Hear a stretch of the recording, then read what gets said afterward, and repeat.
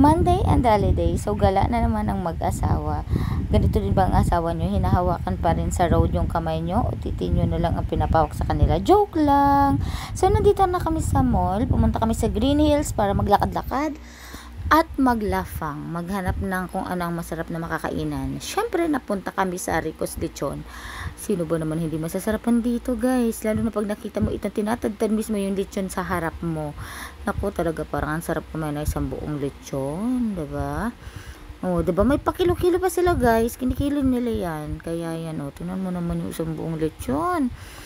Syempre, nag-order naman kami ng gulay. May gulay naman kami, guys. It's chop suey. And then, ang cute ng mga rice nila, guys. Kasi nakalagay siya sa maliit na kaldero na gusto kong dalhin at isuksok sa bag ko.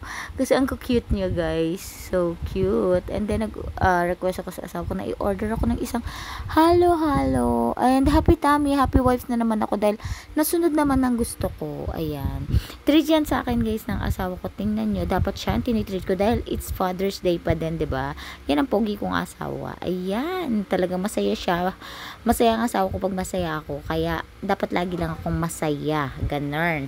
So ito mga picture na lang to, guys. Ayan, oh, 'di ba? May masayang bata dahil naghalo-halo ang bata. 'Di ba? Ayan, tingnan nyo. Ang cute, super liit.